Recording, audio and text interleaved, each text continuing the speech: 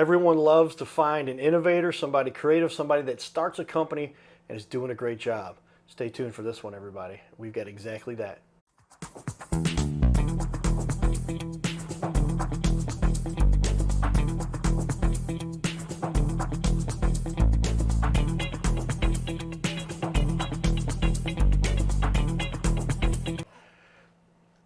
Welcome, everyone, to Your Little Castle Show. Again, highlighting those leaders, entrepreneurs, those who've said, I'm going to take the opportunity to start something for myself. This time you started a business with your dad, is that right? Yes, that's correct. So welcome to the studio, everybody. Stephen Brown. He is the founder with his father, the Stephen brand, and been doing this now for a total of 5 years experience. Your company's been around for 3 years now, is that correct? Correct. Well, tell me, what led you here? Why did you decide you wanted to start a handyman, a construction-related business? Well, actually, I wanted to be my own boss. I wanted to be able to control the potential for earning as well as services that I provided. You know, I was an apprentice electrician for a number of years, and that was fun, and I gained a lot of experience, but I really just yearned to have something of my own. Good, complete control. Yeah, there's a little chip in some of our heads where we decide we want to have our own little thing, where we control our own destiny and to have our own business. A lot more responsibility, you've experienced that, but also then something you can control and manage yourself. Absolutely. Well, you've gone off to do it here, and it's pretty neat to see some of the work you've done.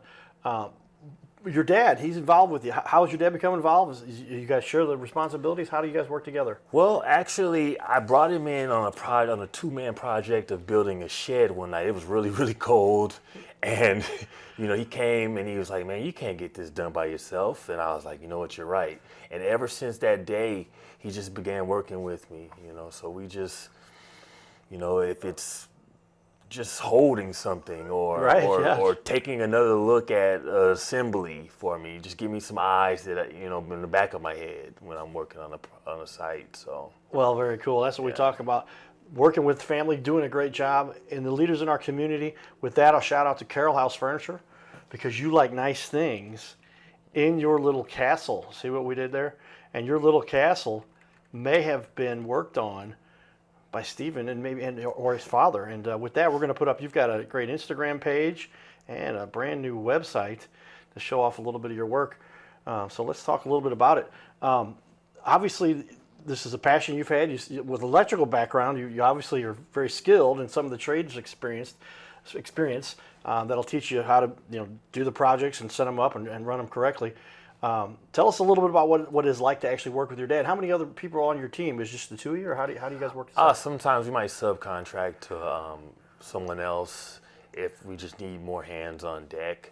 Working with my dad is really fun. You know, he always talked about starting a business together and working. And you know, at first I didn't see the vision, but it just kind of just fell in my lap over time, and we just went with it. It's really fun working with him, though. Yeah, well, if you've got a good relationship with your father, which most kids these days, I hope do. My dad and I just get kind of different caveats. I'll share a little bit about my own background, but my dad was big into cameras and some video, and so that kind of led to what we're at here. Was that kind of same impetus behind what you did there? Did Dad have some interest in construction? Yeah, you know, he actually, like I said, he was raised by my grandfather, who was a handyman. You know, so all of my uncles, they all gained the know-how and the knowledge to work in construction early in their life. So and it was so there was an impetus for the whole and support from the whole family. Pretty much. It was kind of involved with construction. Were we talking about that before the show, or did we already mention that? But so it's coming from all sides, and it's just kind of ingrained in the family. Yes, exactly. I have an uncle who builds race cars. He works on race cars, and he also does carpentry. He's very talented. And, you know, one of the things my dad always said to me is, son, everything comes with instructions. So if you don't know what you're doing, you can learn how to do it, you know. So I keep that under my hat. We get our pencil out here to say, write things down. It comes with instructions. If you're willing to learn, you can do that. It may not be something you're going to know to do out of the box, something you're going to have the skills. Nobody's born with the skills to do that stuff, right? These are things that we learn, but you've taken the time to follow the instructions and learn the instructions. Absolutely. Nice. All right. Well, tell me then, with that and a great family, great background, what is your passion for you that led you here that kind of keeps you going on this every day? You know, I just really like tinkering with things, and it's no feeling like, you know, you go into a job and you see, oh wow, this is a lot of work ahead of me. But once you're finally done, it's just satisfying. It's a feeling of satisfaction that happens when you look at a job and my client is happy and I'm feeling proud. It's just good vibes. Yeah, I would say when you are actually constructing something, fixing something, making something work, that's kind of what us men are. That's what we got to we got to fix things, right? We got to build, and so that's kind of in our nature. It looks like you found a way to go on with more of what your family background is and what kind of led you there, and has given you some of that impetus. I keep saying that word, but that led you to where you are now. And I don't know how old you are, but somebody's obviously made a career out of this for the last half decade. You get into something that far. Is this something you're going to take very seriously? Is this something you anticipate you'll do the rest of your life? Yeah, absolutely. That, and I'd like to renovate some homes and do some real estate investing. But yeah, I'll keep the Stephen brand going as long as I'm able to get out there and actually do the work. Yeah, that was one thing that one question I had is where did you come up with the Stephen brand? Your first name is Stephen, but tell me a little bit more. Well, you know, it's funny because I'm Stephen the second or junior, and my Okay. dad is Stephen Senior, and it's, you know, like we're the face, we're the hands, we're the marketing, we're the whole caboodle, kid and caboodle. You know, it's just us, the Stephen brand. You know, that's what we're marketing, our labor. Yeah, and so it's something that's kind of stuck and it carries throughout the family heritage, and obviously means a lot to you and the family, and led you to where you are with what you're doing. Do you anticipate growing the business? Do you want to keep it as a small business? Do you foresee maybe a team or spreading out and covering what part of the areas that do you cover here in St. Louis? Well, that mainly depends on the labor market. You know, what can I get? Who can I get that's skilled, or maybe train some guys? It just depends on what the outlook is for you know, work. You know, Sure. if I'm swamped with work, if business is really good, we'll look into hiring some more people and getting some more people on the team. If not, we'll just continue with just me and my dad. I don't know how much longer he'll be able to keep up, but right now it's pretty good. So. Yeah, so keeping busy and expanding. They talk about some of the only businesses that are going to make it here within the next 3 to 5, 10 years, because AI is going to be able to do everything for somebody, right? Except for the construction, the manual labor stuff. And so they're talking electricians and plumbers are going to make more money than lawyers because there's more of a demand. Any kind of legal issue, you can just type it into ChatGPT or Gemini or Grok, and it'll spit back the answer, and you've got everything you need to know that the attorney would have spent 6 hours working on it, $250 an hour, and you'll have more information than they are. So do you think your industry obviously is something that can sustain, and there's always going to be the need for the handyman? I think so, because, you know, you just can't get a machine really to do the type of work, pay the close attention to detail, the nuances. You know, houses aren't built square. So, you know, it may say to do something a certain way, like an engineer might draw some blueprints, but when you actually get into the place, you just things that aren't accounted for in your blueprints that you have to think through. You have to use critical thinking skills to do the work. So There we go. I like that one. Critical thinking skills. A lot of people don't. Have you heard that one before? But yeah, critical thinking skills are what we need to sometimes to analyze, and that's where a computer can look at it and go 2 + 2 is 4, but divide by 13, add 5 variables, and come in with a wind out of the south at 10 miles an hour. There's a lot going on there that maybe someday they can get all of our computers to do. But a human can more responsibly react to that. If it's just a basic task, and they say that the reason they need experts is not because it's basic tasks, but for in case there's a problem. absolutely. And that's where you would come in and you fix all kinds of problems. Yes, I do. How many clients do you think you've worked with now over the years? At least 500. Okay, so you've got quite the experience now. Yeah. And what do you enjoy most about it is when you're working with somebody and how you help somebody? Getting on the site and educating them, and then showing them the process step by step of what I'm going to do, and just the look on their face and the gratitude that they share with me once the job is finished. Yeah, it's a fulfilling work. I've done a lot of handyman work myself and worked on some decks and some little of electrical, a lot of painting, construction. But all of those are skills that, is it one of those things that you think that a lot of people can gain those skills, or is it kind of like something you had to develop over time, or something you're born with? I don't want to say that people can't do it. it just, I think it's one of those things where the more practice you put into it, the better you get. Some people just, they don't have the patience for it, you know? They don't have that.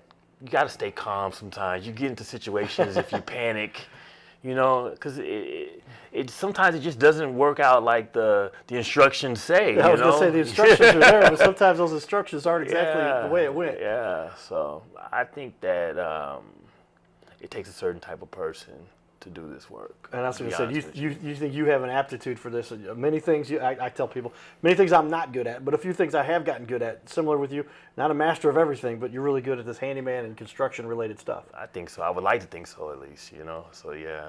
Yeah, well, we've got a number of pictures. You've got a great-looking website we'll show everybody a little bit about, but it seems that you obviously have taken the time, and you do know how to construct. And before and after, we've got an Instagram where you've got a lot of your work, too, but the images you see on the website behind us here are from your work, and so it's good to see people that have taken the time. Hey, we got every once in a while we have to acknowledge what we're working on, take a picture of it, so we can share with people. This social media stuff has really changed the way the world has gone and changed and evolved, and something you should be on top of. And so obviously something you've kept up with too. And so now that is Instagram where you put most of your work then? Yes, on Instagram, and also Angie's. Okay. My profile there, yes. Okay. And what do you like about Instagram first? And we'll talk a little bit about Well, Angie's as well. it gives me an opportunity, you know, to network with people for one, you know, and it's good marketing. You know, a lot of people are on Instagram, and it gives me a lot of exposure. Yeah, well, that's what you're looking for, is to get somewhere that people acknowledge what you do and can talk about what you're doing in our community to help people. What are some of your favorite jobs that you like to take on? I really enjoy working with electrical wiring and circuits and lighting. Lighting is one of my favorite things to do. Ceiling fans and light fixtures. It's kind of where I began on my journey was with light fixtures. Well, yeah, electricity obviously is one of the most important things we have. I've got on the wall here for everybody to take a look at your Angie's List. We talked about that a little bit. 4.9. How does it make you feel to get this kind of reviews that you're getting from Angie's List? Oh, it's very rewarding. I feel great about it. I'm just happy that the people that gave the great reviews are pleased with my work, actually. So. Yeah, I'd say by the time you've got 60 plus reviews, holy cow, you've got the attention of a lot of people and making a lot of people very happy with your work. So good work on that, and it's tough to get.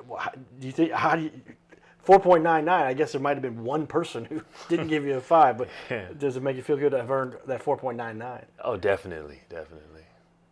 Tell me why do you think you've deserved that?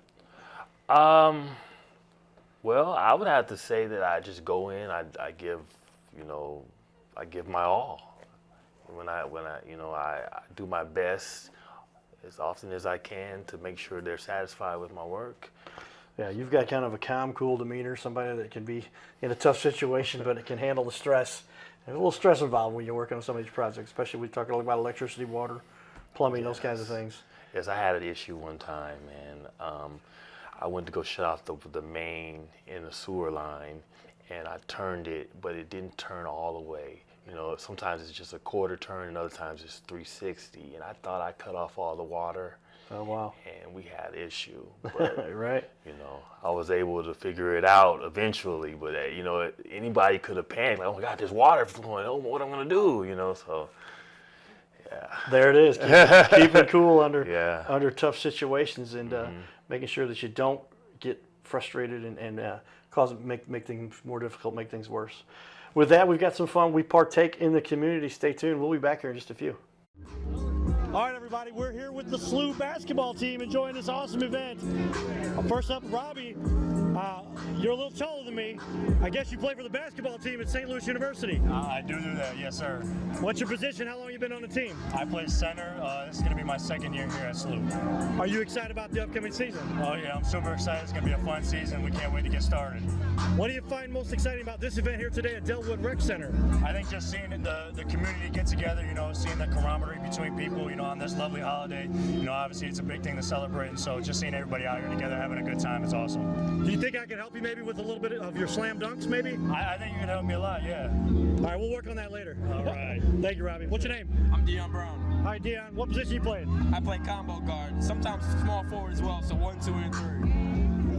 I was not a basketball player at this level, obviously, everybody. So you shoot, rebound, dunk, the whole thing? That's it, anything I can do. How excited are you about playing for SLU this year? I can't wait, it's got a great group of guys, it's my first year here, so I'm kind of meeting everyone for the first time, but I can't complain, I love it here. How fun has this event been for you? It's been great, we got to see people, we got to help out a little bit, taking out the trash, got to meet people, take pictures, spend time with the community, with the youth, so it's been great. If you need any help with your three-pointer, you let me know. Yeah, you can help me right now, actually, I appreciate that, thank you. All right, thank you, sir. His name is Carter Rethwich, but in St. Louis, he's known as the Cardinal Cowboy. He's a well-known fixture in the stands at sporting events in the Gateway City. He's one of its greatest cheerleaders, a super fan like no other.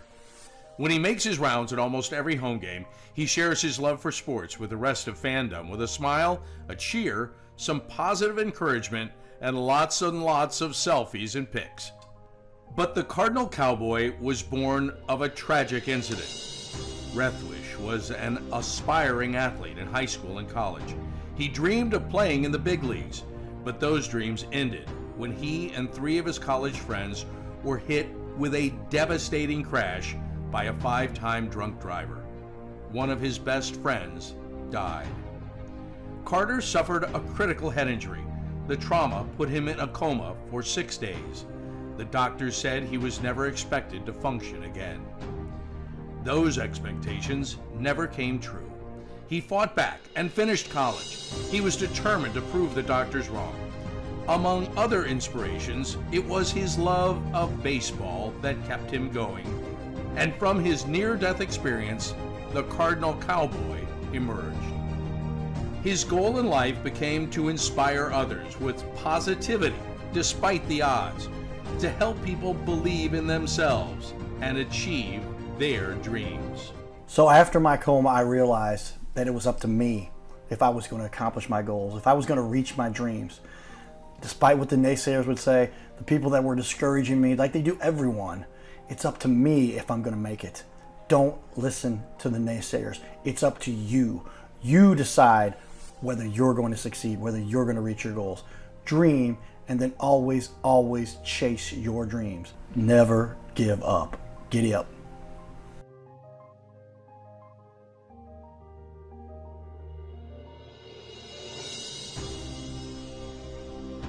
By now, we are on ABC 5 times a week. So many businesses are loving what we're doing to help them get their name out there. We'll sit right here in our guest chair, right here, sitting here talking to us. We're going to put on the wall your website and everything about you, and highlight you as a leader. Fill out the form you see here on our website. It's bigleagues.com, and if you go to bigleagues.com, fill out this form. Takes just a couple seconds, and you can even schedule yourself right here. Schedule yourself to be on the show, and there's no charge for us to record you. There's no charge to be in the studio. Check it out if you would like to be on. Fill out the form again, bigleagues.com.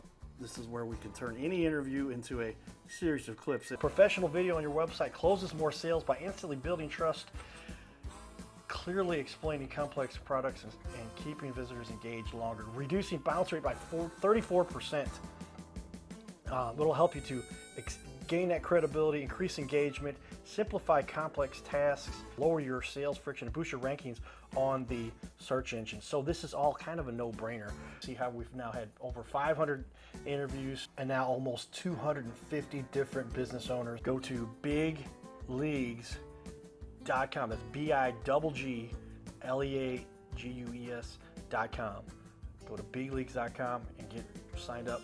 You can and schedule right from there. We're back, everybody. So with that, we like to talk about the fun stuff we get to do in the community, but we also want to talk about what is it that people make a mistake with. We're going to get to that in a second, but let's do a little cost analysis. When somebody decides they've got to get some work done, what is a mistake they make relative to that? You know, paying somebody to do this the right way versus trying to do it yourself, or your brother-in-law who's going to fix it for you and potentially make it worse. Tell me what people do there. Well, what I would like to say about that is basically you have to take in consideration your safety. You know, you could be working with some live electricity and seriously injure or kill yourself if you don't know what you're doing. So, you know, I wouldn't just employ anyone to do that type of work for you. You know, there could be thousands of dollars in damage when you're dealing with water, like I was just talking about earlier. You know, it could get really, really hairy if you don't know what you're doing. So. Yeah, so often people do. They want to save a few bucks, and if they don't have the aptitude, they don't have the skills, they don't have any kind of training, then they can make things a lot worse, and potentially, you know, some things that may not even be covered by insurance because they say, hey, those things weren't supposed to be done, and you weren't supposed to do that. You're supposed to get that certified or whatever, and permits and all those types of things. And then sometimes you need permits, many times you don't. But still, if it was reckless because they didn't take the proper care, you're going to make sure things like that don't happen. Right, and I carry insurance just in case there's any type of claim or situation that something gets damaged, you know, so up to $1 million. Okay, so there you go. That's nice to have that kind of a coverage. So you're talking about somebody takes their business seriously. To have that insurance that covers you and the homeowner, if there's a problem, you don't have to worry about it up to $1 million. If they're going to do more than $1 million, what kind of house are you working on if they got more than $1 million worth of damage to a house? But it could help for injuries and those kinds of things too. So, well, tell me, how does somebody get started with you? As a matter of hiring you, it's a fairly easy process. You got a nice, good-looking website here, a new website that looks nice. Call you, email you. What's the best way? Just call me or text me, email me, either one. You know, I check my messages daily, and I try to get back as quickly as possible. And so the process there, somebody call you 314-891-2300. They can just text you right there too? Yes, sir. You respond to the text, and then what happens after somebody contacts you? Walk me through that process. I talk to them. I usually want to schedule a consultation or an estimate. You know, I can give them a quote, take a look at the issue that they're going to, or if they can't schedule me that soon, they can send me pictures. I can take a look and give them a pretty accurate quote that way also. Yeah, so you can do it. These days, the technology has changed the way we do things. You can literally, somebody can send you some pictures. You got a good idea. They can send me a video. Yeah. Okay. And you've got people to do that with you right now. Yes. Send you a quick little clip, do a little live video chat, whatever, and FaceTime, all the technology, Face Smash, Angie Bot. We got a ton of stuff out there, right? Those things. But the technology has really changed the way we do business and made it a little easier for those of us who are trying to make it on this little planet. Tell me, what are some of the benefits you believe you bring to the table by being a smaller business?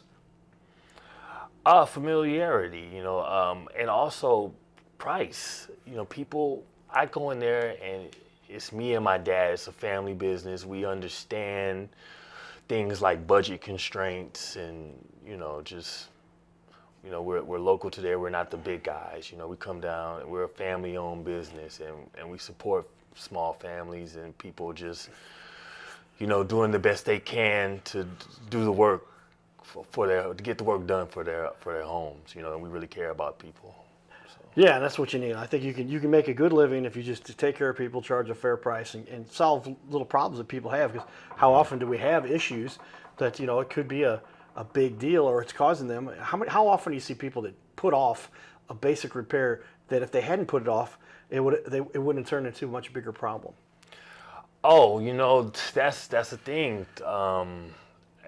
We run into those type of issues often. You know, people, you know, their mailbox has been leaning and then it finally falls over, and they try to do some makeshift thing to keep it up, but it keeps falling over, and that delays their mail from getting there. And if they just had to you know, call a professional out there to take care of it, you know, would have avoided some of the. Yeah, that's another one of those don't cut corners kind of thing, or and at least address the issue. And they're cutting a corner by not addressing the issue. Say, I'll just get to it later. I'm saving my energy. I'm saving my time right now. But if they would just address these issues, then they don't become bigger problems. If you've got foundation issues or leaky faucets, that cause Anything problems. with your electricity as yeah, well. electricity. Yeah, tell me about that. If you got electrical issues with your panel, I would suggest that you call out a professional as soon as possible, because like I said, it could be life-threatening, or cause a fire if you got some faulty wiring or something in your home. Yeah, how often is it the case? They got that little wire, or they plug space heaters in rooms, and they cause we had an electrician on here talked about that, the arcing, and you're slowly just burning the back of that outlet, and the outlet will stop working, and that's one indication. But then there's issue for that overheating, and you can start a little fire in your house just because you're not maintaining these properly. Can you come in and fix a problem like that? An outlet? Yes, absolutely. It's been a number of times I've walked into a house and taken the face plate off of the outlet and seen black marks where the circuit just exploded, really, basically, and caught fire. So. You don't want to catch fire in your outlet, everybody. No, not at all. And are space heaters one of the biggest problems causing those types of things? They're starting to make them a little bit more efficient than in the past, but you never know with a space heater. It uses a lot of current. Consistent draw, right? And if you get, it'll overheat a circuit, definitely. Certain things you don't want to allow to happen. Get an expert to come in there, and you could put a GFCI, that's right. Yes.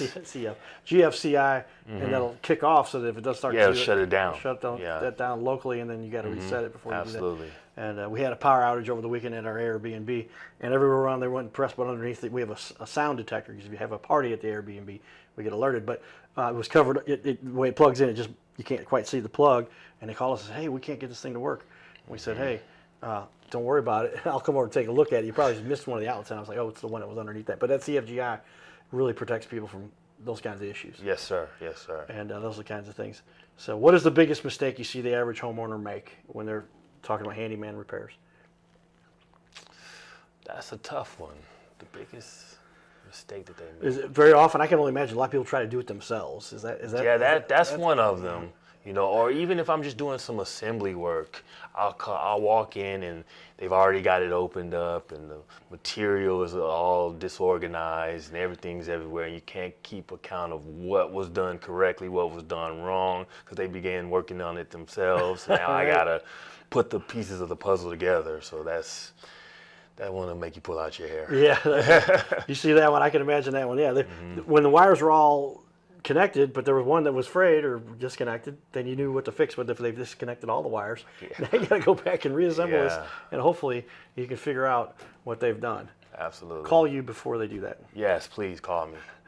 The Stephen Brand quality work and solutions. TheStephenBrand.com, 314-891-2300.